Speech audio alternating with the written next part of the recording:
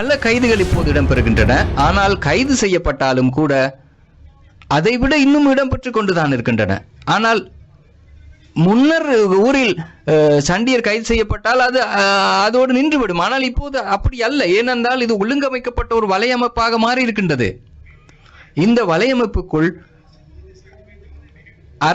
அரசாங்கத்தின் ஆசீர்வாதத்துடன் தான் இந்த வலையமைப்பு முன்னர் இயக்கப்பட்டன. அரச பொறிமுறைக்கு கிராமங்களில் அதிகாரத்தை தக்க வைத்துக் கொள்வதற்கு, மக்களை பயமுறுத்துவதற்கு ஒரு பொறிமுறை தேவைப்பட்டது. ஒருவரை கைது செய்தோம் என்பதற்காக அது முடிவுறுத்தப்பட போவதில்லை. ஒரு இடத்திலே வெடி சம்பவம் இடம்பெற்றால் அது பூர்த்தி செய்யப்பட்டதாக கருதி கொள்ள முடியாது. இது ஒரு நிலவரமாக காணப்படுகிறது. இதனை நாங்கள் தோற்கடித்தாக வேண்டும். எங்களுக்கு கேட்கின்ற அந்த பாராளுமன்றத்திலே இது இந்த விடயமாக செல்ல வேண்டுமா அல்லது அதனை தோற்கடிக்க வேண்டுமா? சில குற்றச்செயலோடு இடம்பெறுகின்றவர்களுடைய தங்கைமார் பிரேசபையிலே இடம் பிடித்திருக்கின்றார்கள். கட்சியோடு நெருக்கமாக இருக்கின்றவர்கள் பாராளுமன்றத்திலே, மாகாண சபையிலே, பிரேசபை வரையாகவும் அவர்கள் செல்கின்ற ஒரு செல்நெறி காணப்பட்டிருந்தது. அதில் மூடாக எங்களுக்கு தெரிய வருவது என்ன? அரசாங்கம் தீர்மானிக்கப்பட்டிருக்கிறது, உடனடியாக கட்டாயமாக அது தோற்கடிக்கப்பட்டே ஆக வேண்டும் என்று. யாழ்ப்பாணத்தில் என்ன இடம்பெற்றிருக்கின்றது? இளைஞர்கள் இரையாக இருக்கின்றார்கள் பல சம்பவங்களிலே. யாழ்ப்பாணத்தில் கேட்கப்படுவதெல்லாம் இதிலிருந்து எங்களை காப்பாற்றுங்கள், எங்களுடைய பிள்ளைகளை காப்பாற்ற கூறப்படுகின்றது. வடக்கு, கிழக்கு, தெற்கு என்று எல்லாம் இல்லாமல் முழு சமூகமும் இதற்கு இரையாக இருக்கின்றார்கள்.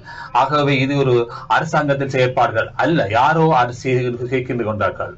ஆனால் இந்த போதைப் பொருட்களை, அதனோடு இணைந்த ஆயுத குழுக்களை நாங்கள் அழித்தொழித்தே ஆக வேண்டும். அதனை வைத்துக் கொண்டு எங்களுடைய நாட்டை ஆட்சி செய்ய முடியாது. நல்ல முறையிலான பொருளாதாரத்தை கட்டியெழுப்ப முடியாது. எவ்வாறு செய்ய முடியும்? இதனை வைத்துக் கொண்டு காணியை அதிகார தோரணையில் பிடிக்கின்றார்கள். கொழும்பிலே பாதாள உலகத்தினர் அதிகார தோரணையில் காணிகளை பெற்றுக் கொள்கின்றனர். யூடிஏ எல்லாசையை பயமுறுத்தி காணியை பலாத்காரமாக பெறுகின்றார்கள். அதுக்குரிய பெர்மிட்டை தயாரித்துக் கொள்கின்றார்கள். உண்மையான சம்பவங்கள் இவை. ஆகவே நாங்கள் மேற்கொண்டு நினைக்கின்றோம், இதனை வளர்ச்சி அடைய செய்யக்கூடாது, தோற்கடிக்க வேண்டும். தோற்கடிப்பதற்காக பொதுமக்கள் பாதுகாப்பு அமைச்சு அதனோடு இணைந்த நிறுவனங்கள் இணைந்து செயலாற்றிக் கொண்டு வருகின்றன. அதனால் தான் நான் கூறுகின்றேன், இந்த அலுவலர்களை நாங்கள் பாதுகாக்க வேண்டும். தவறு செய்யக்கூடியவர்கள் இருக்கக்கூடும். நாங்கள் அதிகளவானுடைய வேலை நிறுத்தங்கள் செய்திருக்கின்றோம், பணி இடைநிறுத்தங்கள் செய்திருக்கின்றோம். இந்த விடயம் காலகாலமாக நீண்ட காலமாக கட்டியெழுப்பட்ட விடயமாக இருக்கின்றது. தவறு செய்தவர்கள் மாற்றி அமைக்கப்பட்டிருக்கின்றார்கள். குடிவரவு குடிவரத்திலே, அதே போல் ஆரம்பியிலே, போலீசிலே, சுங்கவச்சனைகளிலே சிலர் அப்பாறு காணப்படுகின்றனர். அது பொய்யான ஒரு விடயம் அல்ல. ஆனால் இது இந்த இடத்திலே நிறுத்தப்படாவிட்டால் அவர்கள் கைது செய்யப்படுகின்ற விடயங்களையும் விசாரணை செய்கின்ற விடயங்கள் நாங்கள் முன்னெடுத்திருக்கின்றோம். இதனை நாங்கள் இத்தோடு முற்றுப்புள்ளி வைக்க வேண்டுமே ஒழிய அதனை நாங்கள் வளர்த்து எடுத்து செல்லக்கூடாது. நீங்க கொஞ்சம் சத்தம் இருக்கிறீங்களா? நீங்க வேற ஆக்களுடைய கயிறு சாப்பிடாம சரியா விளங்குதோ? முஸ்லிம் மக்களை இனியும் நீங்கள் தண்ணி காட்ட வேண்டாம் தயவு செய்து. ஏனென்றால் முஸ்லிம் மக்களுடைய பிரச்சனைகள் என்னவென்பது எங்களுக்கு நன்றாகவும் தெரியும். அதே போல் அவர்களுடைய பிரச்சனையை தீர்ப்பதற்கான நாங்கள் நடவடிக்கையும் எடுத்திருக்கின்றோம், களத்திலும் இருக்கின்றோம். அதே போன்று அரசியல் ரீதியாகவும் சரி, ஏனைய அமைப்புகள் ரீதியாகவும் சரி, அனைத்து செயற்பாடுகளுக்கும் நாங்கள் முஸ்லிம் எங்களுடைய தோழர்களை நியமிப்பதற்கான நடவடிக்கைகள் நாங்கள் எடுத்து வருகின்றோம். அதில் எந்த விதமான பாகுபாடை நாங்கள் முன்வைக்கப் போவதில்லை என்பதை இந்த இடத்தில் நாங்கள் கூறிக்கொள்ள விரும்புகின்றோம். அதே போன்று இன்னும் ஒரு குறிப்பிட்டீர்கள், இந்த தொல்பொருள் திணைக்களத்துக்கு நீங்கள் சும்மா சரியாக வாசித்து போட்டு வாங்க. யாராவது எழுதி கொடுத்தா அந்த அந்த விஷயமாக வேற உங்களோட தலைவர் எழுதி கொடுத்து எப்படியாவது போயிட்டு சொல்லி அரசாங்கத்துக்கு எதிராவது அடிக்கிறதுக்கு பாருங்க அப்படின்னு சொன்னால் அதுக்கு மாத்திரம் வர வேண்டாம். தொல்பொருள் திணைக்களத்துக்கு நாங்கள் மிக தெளிவாக நாங்கள் முஸ்லீம் இருவரையும் தமிழர் இருவரையும் நியமித்திருக்கின்றோம். அந்த ஆலோசனை குழுவில் இளஞ்செழியன் சட்டத்தன் நீதிபதி இளஞ்செழியன் தொடர்பாகவும் பல்வேறு கருத்துக்கள் என்று கூறப்பட்டன. அப்போ அதில் எந்த விதமான உண்மையும் கிடையாது. அதாவது இந்த நாட்டில் இருக்கின்ற அந்த நீதித்துறையோடு அந்த நீதித்துறையில் நேர்மையாக செயல்படுகின்றவர்கள் சம்பந்தமாக, அப்போ அந்த நீதித்துறைக்கு நேர்மையாக செயல்படுகின்ற ஒரு அரசாங்கம் இது. அப்போ அந்த வகையில் நாங்கள் நிச்சயமாக யாருக்குமே இந்த நீதி மூலமாக பாகுபாடு ஏற்படுவதற்கோ, ஏற்றத்தாழ்வுகள் ஏற்படுவதற்கோ, அநீதி ஏற்படுவதற்கோ விடப் போவதில்லை. கடந்த ஒரு வருடத்தை நாங்கள் திரும்பி பார்க்கின்ற பொழுது எங்களுக்கு மாத்திரமல்ல முழு நாட்டு மக்களுமே மகிழ்ச்சி அடையக்கூடிய விடயம் தான், வேறு எதுவுமல்ல. கடந்த ஒரு வருடம் மாத்திரமே இந்த நாட்டில் இன ரீதியான முறுகல் நிலை இல்லாத, இனங்களுக்கு இடையிலே முறுகல் நிலை இல்லாத, மத ரீதியான முறுகல் நிலை இல்லாத ஒரு நாடு இருந்திருக்குமாக இருந்தால் கடந்த 76 வருடங்களிலே இந்த ஒரு வருடம் தான் இனங்களுக்கு இடையிலே முறுகல் இல்லாத நிலைமை ஏற்பட்டிருக்கிறது.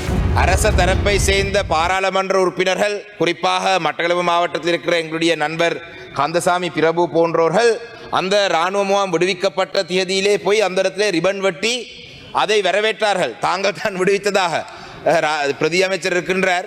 இந்த பாராளுமன்றத்திலே வரவு செலவு திட்டமாக இருக்கட்டும், எந்த ஒரு அமைச்சிலும் கூட தேசிய மக்கள் சக்தியால் தெரிவு செய்யப்பட்ட ஒரு பாராளுமன்ற உறுப்பினர் வடக்கு கிழக்கிலே தமிழ் மக்களுக்கு சொந்தமான காணியை விடுவிக்க சொல்லி பேசியது நான் இதுவரைக்கும் காணவில்லை. என்னுடைய கௌரவ சந்திரசேகரன் அமைச்சர் அவர்கள் இருக்கிறார். அவர் கூட குறிப்பாக சொல்லி பேர் குறிப்பிட்ட ஒரு இராணுவ முகாமை விடுவிக்க சொல்லி கேட்டது பொதுவாக சொல்லப்படுகின்றது. சொன்னது நான் அவதானிக்கவில்லை. இருந்தாலும் இராணுவ முகாம்கள் விடுவிக்கிறதுடைய நோக்கம் மிக முக்கியமாக அது காணிகள் மக்களுக்கு தேவையானது என்றதின் அடிப்படையிலே தான். அதே போல தான் இந்த வருடத்திலேயும் கூட நான் போன வருடம் சொன்னது போல மட்டக்களப்பு மாவட்டத்திலே பாலடிவட்டை, காயங்கேணி, கல்லடி, குறுக்கல் மடம் இவ்வாறான பிரதேசங்களிலே விடுவிக்கப்பட வேண்டிய இராணுவ முகாம்கள் இருக்கின்றது. அதுகளை நீங்கள் இந்த வருடத்துக்குள்ளே உங்களுடைய பாதுகாப்புக்கான ஆய்வுகளை செய்து விடுவிப்பீங்கள் என்ற நம்பிக்கையை நான் இருக்கின்றேன். ஆனால் வடமாகாணத்தை பொறுத்தவரை இது மட்டக்களப்பிலே ஒரு இராணுவ முகாம், காரதீவிலே ஒரு இராணுவம், இந்த இரண்டை தவிர இந்த வருடத்துக்குள்ளே வேறு இராணுவ முகாம்கள் விடுவிக்கப்பட்டு மக்களுக்கு அந்த காணிகளை வழங்கப்பட்டதாக நான் அறியவில்லை. இதிலே குறிப்பாக நான் ஒரு உதாரணமாக சொல்கின்றேன். வெளியாமம் வடக்கு பிரதேச செயலக பிரிவுக்குள்ளே இல்லாட்டி அந்த பிரதேசத்திலே ஒரு பிரதேச செயலக பிரிவுக்குள்ளே மாத்திரம் கௌரவ சபாநாயகர் அவர்களே 2500 ஏக்கர் தனியாருடைய நிலம் அரசாங்கம் வைத்திருக்கிறார்கள். 3 கிராம சேவையாளர் பிரிவு, மொத்தமாக 3 கிராம சேவையாளர் பிரிவு. இது ஒரு உதாரணம் மாத்திரம்தான். ஒவ்வொரு மாவட்ட ரீதியாக என்னிடம் புள்ளி விவரங்கள் இருக்கின்ற நேரத்துக்காக நான் சொல்கின்றேன், நேரத்தை கருத்தில் ஒன்று. 3 GN division, Palali west, Palali north west, Mayilattitturai south, இந்த 3 GN டிவிஷன் முழுமையாக இராணுவத்தினுடைய கட்டுப்பாட்டில் இருக்கின்றது. அது வெளி வடக்கு பிரதேச சபையினுடைய ஒரு வட்டாரம், ஒரு ஒட்டுமொத்த வட்டாரமே நீங்கள் வைத்திருக்கிறீர்கள். ஆனால் நீங்கள் இந்த விடயத்தை பற்றி நாங்கள் பேசும் பொழுது சர்வதேச சமூகத்துக்கும் ஏனையவர்களுக்கு நீங்கள் சொல்லும் விடயம், you keep repeating that you have released land in the northern province. You have only released a road that's a Palali Maileti road, and that road also you close after 7 PM. The lands on either side of the road haven't been released. But you keep saying that the road has been opened. What good is a road if the people who live on either side cannot have access to their lands? எங்களுடைய மன்னார் மாவட்டத்திலே ஜனாதிபதியிடம் ஒரு வேண்டுகோளை விடுக்கின்றேன். மன்னார் மாவட்டத்திலே அந்த பாலத்திற்கு அருகாமையில் இருக்கின்ற நிலத்திலே பரிசோதனை என்ற பெயரிலே இராணுவம் முகாமிட்டிருக்கிறது. சோதனை சாவடிகள் தேவை, இல்லை என்று சொல்லவில்லை. ஏனென்றால் இந்த போதைப் பொருட்களை பிடிப்பதற்காக சோதனை சாவடிகள் வேண்டும்.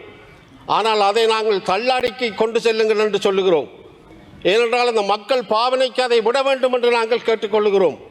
அந்த மக்கள் பாவனைக்கு விடுகின்ற போது அங்கே நகர சபை நடக்கின்ற பாதையை உருவாக்கி இருக்கிறார்கள். சிறுவர்கள் அங்கே விளையாடக்கூடிய வாய்ப்புகளை உருவாக்க முடியும். ஆகவே இந்த பரிசோதனை செய்கின்ற சாவடியை தள்ளாடியிலே பெரிய கேம்புக்கு முன்னால் வைத்தீர்கள் என்றால் அது எல்லா விதத்திலும் உதவியாக இருக்கும். ஆகவே ஜனாதிபதியிடம் இந்த வேண்டுகோளை விடுக்கிறேன். இந்த பாலத்திற்கு பக்கத்திலே இருக்கின்ற சோதனை சாவடியை நகர்த்தி வேறு இடத்திற்கு கொண்டு செல்லுங்கள். உண்மையிலே போலீசாரிடம் மாற்றம் இருக்கிறது, போலீசாரிடம் மாற்றம் காணப்படுகிறது. அது என்ன மாற்றம் என்று சொன்னால், மக்கள் பிரதிகள் ஒரு எம்பியாக இருந்தாலும் சரி சமனாக பார்க்கின்ற போலீசாருடைய சிந்தனை மாறி இருக்கிறது. அதை வரவேற்கின்றேன். என்னை சோதித்தார்கள், ஐடென்டி கார்டு கேட்டார்கள், அது நல்லது. ஏனென்றால் இந்த நாட்டிலே எல்லாரும் சமன் என்ற நிலையிலே போலீசார் எண்ணுவது சரியான விடயமாக இருக்கிறது என்பதை நான் இங்கு குறிப்பிட விரும்புகின்றேன். ஆகவே போலீசாருடைய அந்த மாற்றத்தை நல்ல முறையிலே பயன்படுத்தினால் இந்த போதை வஸ்து ஒழிப்பிற்கு உண்மையிலே அவர்கள் மிக திறமான வேலையை செய்து வருகிறார். ஒரு கணம் ஜோதிச்சு பாருங்க, ஒரு இனத்தை காத்த தமிழன் ஒரு இனத்தை காக்க போராடிய தேசிய தலைவர் வேலுப்பிள்ளை பிரபாகரன் இந்த வரைக்கும் ஒரே ஒரு தமிழன் நான் இதில் என்று சொல்லிக் கொண்டிருக்கிறேன். எனக்கு என்னுடைய தலைவன் கடவுள் கடவுள் கடவுள். நீங்கள் என்ன சுட்டாலும் கொன்றாலும் புதைத்தாலும் என் சாம்பல் எழும்பி சொல்லும் என்னுடைய தேசிய தலைவர். வெக்கமா இல்லையாடா உங்களுக்கு? எங்களுடைய வாக்குகளான பாராளுமன்றம் வந்து நீங்கள் வடக்கு மாடு என்னென்று என்னுடைய தலைவரை குடுவித்தவன் என்று சொல்ல உங்களுக்கு மனம் பெறுது. கொஞ்சம் ஜோதிச்சு பாருங்க. அந்த புத்தளத்திலே கொண்டே குப்பையை போடுறீங்க. NHS கொழும்புல இருக்கிற NHS குப்பையை கொண்டு அந்த புத்தள மக்களுக்கு போடுறீங்க. புத்தளத்திலிருந்து வந்திருக்கிற MP இந்த யாராவது ஒரு தமிழன் ஒரு முஸ்லீம் தமிழ் பேசுகின்ற யாராவது சொல்லேலுமா புத்தளத்தில் குப்பையை போட வேண்டாம் உங்களுடைய அரசாங்கத்துக்கு? நான் தமிழனாக இருக்க ஆசைப்படுறேன். நான் தமிழ் பேசுகின்ற முஸ்லீம் இனத்தை என்னுடைய தேசிய தலைவர் என்ற ஒரு நாள் பாதுகாப்பாக வடக்கு மாநிலத்திலிருந்து வெளியேற்றி இருந்தால் அது நீங்கள் பிழை என்று நினைத்தால் அதற்காக மன்னிப்பு கேட்கறதுக்கு நான் தயாராக இருக்கிறேன். உங்களுக்கு விருப்பமாக இருந்தால் என்னை கொள்ளுங்கள். நான் அதை சிங்களத்திலே சொல்கிறேன். நான் அவசரப்பட வேண்டாம். அதை விட திருவோணமலையிலிருந்து வந்த பாராளுமன்ற உறுப்பினர்கள் யாரா இருக்கிறீங்களா? காணையில் ஒருத்தர் யாரா இருக்கிறீங்களா? கேப்பம் எங்க உங்களுடைய அருண் ஏமச்சந்திர அடே எங்களுடைய இனம் பாவம். நாங்கள் என்ன பாவம் செய்த நாங்கள் ஆயுதம் எடுத்து போராடியது நீங்கள் எங்களை அடி கேட்க. நாங்கள் ஆயுதம் எடுத்து போராடியது, நாங்கள் ஆயுதம் எடுத்து எங்களுடைய தமிழீழம் என்ற நாட்டை 30 வருடமாக கட்டியது நீங்கள் எங்களை கேம்பஸுக்கு போடா பண்ணிக்கல. டிஸ்ட்ரிக்ட் கோட்டான்ற ஒன்றை நீங்கள் இல்லாம பண்ணி, நீங்கள் பெரிட்டன் ஒன்றை இல்லாமல் பண்ணி டிஸ்ட்ரிக்ட் கோட்டா கொண்டு வந்த போது 1970 இருந்து எனக்கு வரலாறு தெரியாது. வரலாறு தெரிந்தவர்களுடைய பிள்ளைகள் பக்கத்தில் இருக்கிறார்கள். இன்று வெக்கமே இல்லாமல் கஜேந்திரகுமார் பொன்னம்பலத்தினுடைய பேரை உச்சரித்து எங்களுடைய பிமல் ரத்நாயக சொல்றார் வடக்கு மாநிலத்தில் இருக்கிறவன் முழுக்க இனவாதி என்று. நாங்கள் இனவாதி இல்லை. நீங்க கட்டினது கோயில் என்னுடைய. நான் ஒரு நாள் எங்களுடைய கஜேந்திரகுமார் பொன்னம்பலத்தோடு கூட சண்டை பிடிச்சேன். நான் இந்த வரைக்கும் சண்டை பிடிக்கிறேன். உங்களுடைய கோயிலை கட்டினது முழு தவறு என்றால் அது என்னுடைய உறவுகள் இருக்கிற ஒரு காணியில். ஆனால் நான் சொல்றேன் என்ன மினவாதம் போய் நான் கஜேந்திரகுமார் நிப்பாட்டுவோம். ஆனால் இப்போது நினைக்கும் போது சரி என்று படுகிறது அவர்கள் செய்கிற வேலை. என்றால் அவர்கள் 20-30 வருஷம் அரசியல் இருந்தவர்கள். அவர்களுக்கு நன்றாக தெரியும் இந்த பேரினவாத அரசாங்கம் என்ன செஞ்சாலும் மாறாதண்டு. ஆனால் அரசியலுக்கு வருகின்ற போது நான் என்ன யோசிக்கிறேன், ஓகே இதோ நிப்பாட்டுவோம், இதுக்கு மேல வேண்டாம், சிங்களத்திலே கலப்பம் தமிழ்லையும் கலப்பம், இதை நிப்பாட்டு. வெக்கமா இருக்கு. நீங்களா சோறாடா சாப்பிடுறீங்க, வலக்கையாலையா சாப்பிடுறீங்க உங்கள்ட்ட கேட்கிறேன். தயவு செய்து இடக்கையால சாப்பிடுங்கடா. இந்தியாவில இருந்து வெக்கமா இருக்கு. சரி பரவாயில்ல, அதுக்கு பிறகு பார்ப்போம். இந்த ஈஸ்டர் அட்டாக் அநியாயமான முஸ்லீம் சமூகம். அந்த சமூகம் என்ன செஞ்சது? அது கண்டு ஒரு தனிய ஒரு கலாச்சாரம் இருக்கிறது பிள்ளையா? அவங்களுக்கு கண்டு ஒரு வரலாறு இருக்கிறது பிள்ளையா? அவங்களுக்கு காலமா தமிழனை முஸ்லீமை நீங்க என்ன செய்றீங்க? போட்டு அடி அடிச்சு கடைசியா எங்களுக்கு இல்லை முஸ்லீம் இனத்திலே கொண்டு ஆயுதத்தை கொடுத்தியால் எங்களுக்கு அடியண்டு, எங்கள்கிட்ட தந்தியால் முஸ்லீம் இனத்துக்கு அடியண்டு. கடைசியா ஒரே இனம் பேசுற 2 முஸ்லீம் இனம் நாங்கள் அடிபடுறோம். ஆனா நீங்க என்ன செய்றீங்க? சத்தமே இல்லாம கிண்ணியாவை எடுக்கிறீங்க. அதுக்கு பிறகு பார்த்தா திருவோணமலையில கொண்டு போய் புத்தர்வியால வைக்கிறீங்க. சும்மா ஒரு பேச்சுக்கு கேட்கிறேன், இல்ல தெரியாம கேட்கிறேன். இந்த நடுவில் ஒரு பிள்ளையார் சிலை வச்சா சும்மா இருப்பீங்களா? நான் கேட்கிறேன். அடே நீங்க என்ன அடிச்சு கொள்ளுவீங்களா? இரண்டா உங்களோட மனசுல இருக்கிற வரி, நீங்க சிங்களவன் என்ற வரி. நான் நாளை கொண்டு பாராளுமன்றத்துக்கு முன்னால ஒரு புத்தர் சிலை எடுத்து போட்டு நான் ஒரு பிள்ளையார் சிலை வைக்கிறேன். உங்களால் முடியுமா வைக்க விட? ஏனென்றால் திரும்ப அடிக்கிறீர்கள், நாங்களும் பார்க்கிறோம். ஆனால் நாங்கள் ஒன்று மட்டும் சொல்றேன், கடைசி தமிழன் பால் குடிச்சா கடைசி தமிழன் இருக்கும் வரைக்கும் வடக்கு மாநிலத்தில் ஒரு ஓட்டு உங்களுக்கு விழாது. பக்கத்து வீட்டுக்கு பிறந்தவனால மட்டும்தான் உங்களுக்கு ஓட் போடு. வெக்கமா இருக்கு. உங்களை எல்லாம் எங்க ரஜீவன் நம்பி, எங்க இளங்குமரன் நம்பி, எங்க ஒவ்வொரு தமிழ், எங்க பைசால், எங்க ஒரு வசனம் கதை கேளுமா? உங்களால் ஒரு வசனம் கதை கேளுமா? நான் தமிழ் பால் குடிச்சு வந்தவன். ஆனால் முஸ்லீம் எனக்கு என்னுடைய ரத்தம். நீங்க என்ன சொன்னாலும் நான் ஒவ்வொரு முஸ்லீமுக்கு அணியும் அடிபடுவேன். என்றால் என்னுடைய தேசிய தலைவர் ரெண்டாவது ஒரு நாள் நினைத்து விட்ட பிள்ளையோ நினைக்காமல் விட்ட பிள்ளையோ அந்த பிள்ளையை திருத்துறதுக்கு எனக்கு கட்சி இருக்கு. இவ்வளோத்தையும் சிங்களத்தில் நான் சொல்ல ஆசைப்படுறேன்.